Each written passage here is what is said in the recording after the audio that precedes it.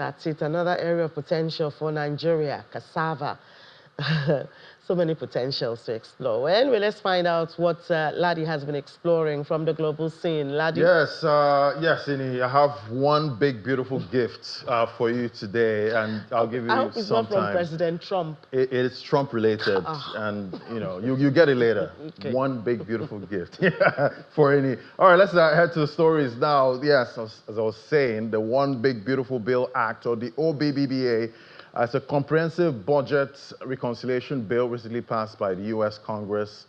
Central to President Donald Trump's second-term agenda, it includes wide-ranging policies on taxation, spending, national security, a piece of legislation that cements 2017 tax cuts, restricts social welfare programs, surges funding for immigration-related efforts, and curtails green energy incentives. In the wake of the bill's passage, Trump promises to the legislation that he will make the U.S. Like a rocket ship into success.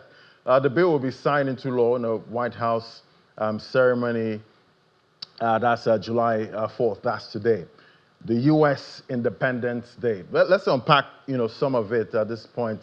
Permanent tax cuts. That's Cuts and Jobs Act, and that's permanent at this time. Otherwise set to expire, estimated $4.5 trillion in tax cuts, primarily benefits higher income earners. They will have the child tax credit increase that permanently increases the child tax credit from $2,000 to $2,200 per child, starting in 2026.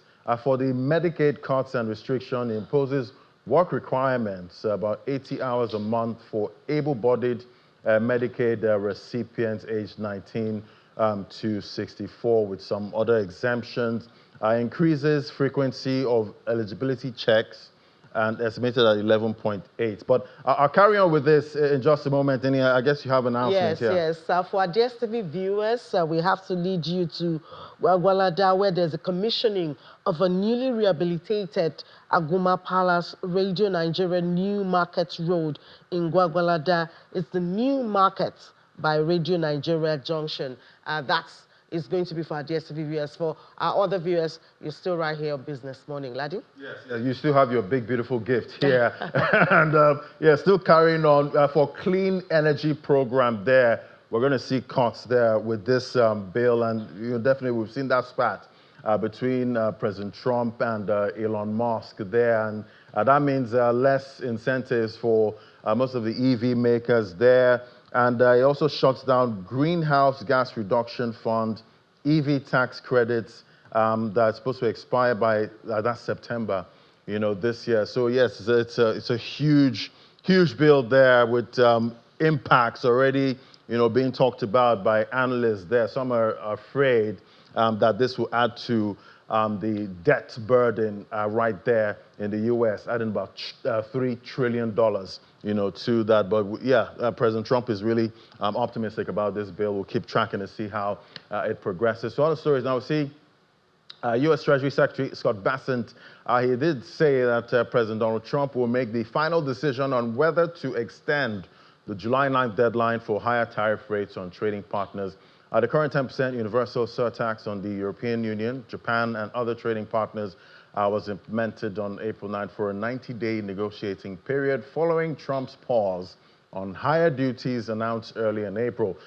Bessent warned that the countries should be careful. Their rate could boomerang back to the April 2nd rate if negotiations aren't successful.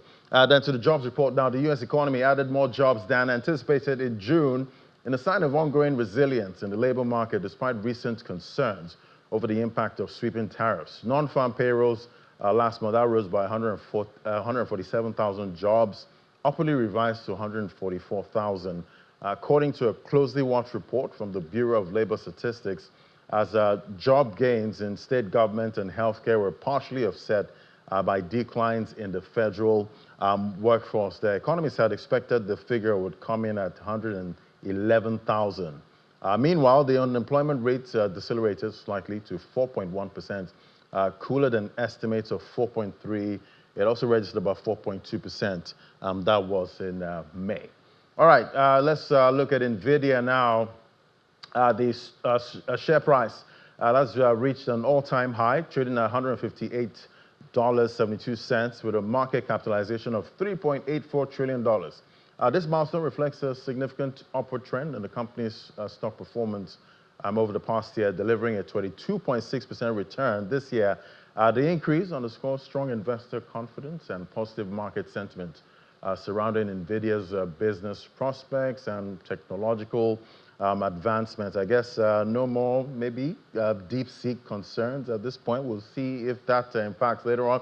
Well, then over on to Europe now. German industrial orders, that fell by 1.4% in May compared to the previous month on a seasonally and calendar-adjusted basis. According to official data released today, the decline was larger than expected and primarily attributed to a substantial 17.7% month-on-month decrease in orders in the computer, electronic, and optical products sector. This sector had recorded several large-scale orders in April, creating a one-off effect that impacted May's figures. Strong decreases were also seen in the electrical equipment and basis metal sector, contributing to the overall decline. Foreign orders rose by 2.9% on month with mixed results by region.